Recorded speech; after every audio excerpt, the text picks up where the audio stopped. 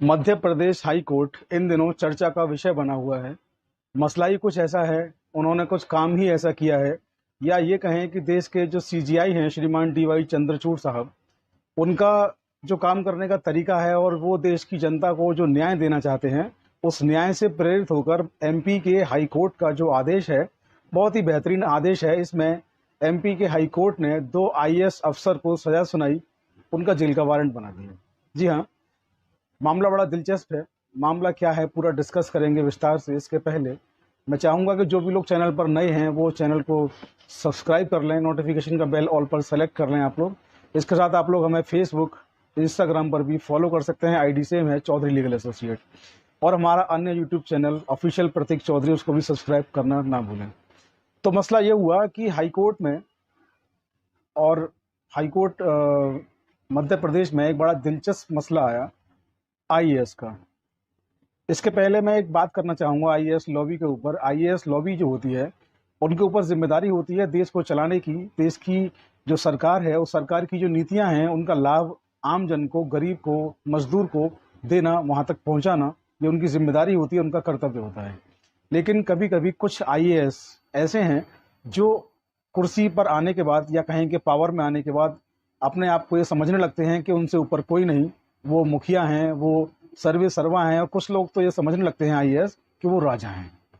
तो MP high court ने उनको बताया कि आप लोक सेवक हैं, राजा नहीं। जी हाँ, केस बहुत दिलचस्प है। इस केस में हाई कोर्ट ने उनसे कहा भी कि आप राजा नहीं हैं, आपका व्यवहार राजा जैसा नहीं होना चाहिए, आप अधिकारी हैं। तो इस केस में हुआ ये कि जिला समन्वयक अधिकारी की पोस्ट पर रचना द्विवेदी नाम की महिला जो काम कर रही थी, संविदा की उनकी जॉब थी, संविदा पर वो नौकरी कर रही थी, संविदा पर काम कर रही थी, तो उनका ट्रांसफर किसी दूसरी जगह कर दिया गया। जबकि संविदा पर काम करने वाले लोगों के ट्रांसफर आमतौर पर होते नहीं। रेगुलर जो जॉब होती है उनके ट्रांसफर होते हैं, संविदा वालों के ट्रांसफर कभी कभी होते हैं। रचना जो है संविदा पर जॉब कर रही थी, उन्होंने अपना जो ट्रांसफर था, जिला पंचायत में उनकी जॉब थी, तो वो अपना ट्रांसफर के खिलाफ उन्होंने हाई कोर्ट का रुख किया और ट्रांसफर पर स्टे ले लिया।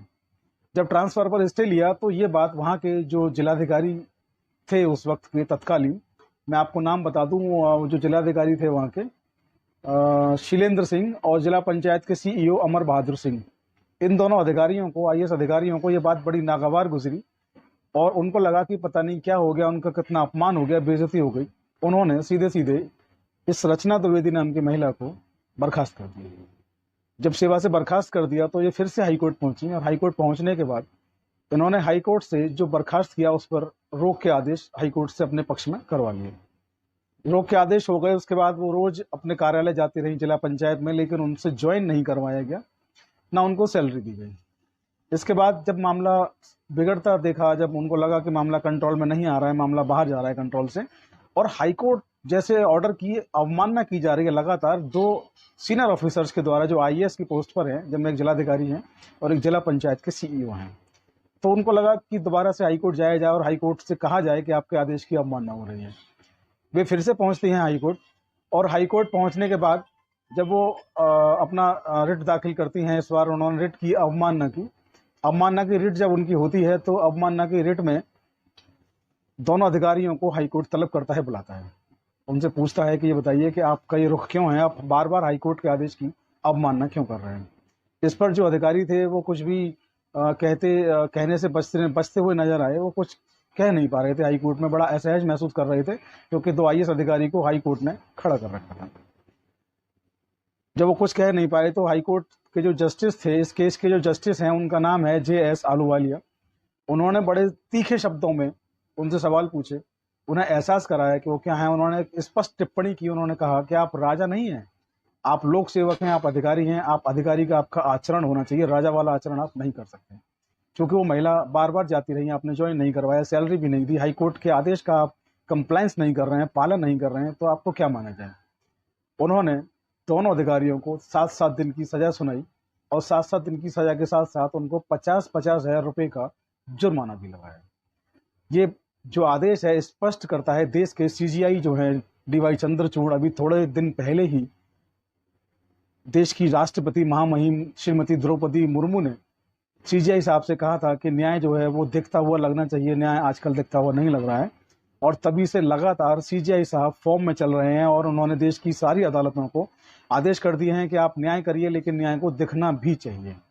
तो उसी से प्रेरित होकर, या मैं कहूँगा सीजीआई साहब से प्रेरित होकर, उस आदेश से प्रेरित होकर मध्य प्रदेश हाईकोर्ट के जस्टिस ने जो आदेश दिया, बहुत बेहतरीन आदेश दिया।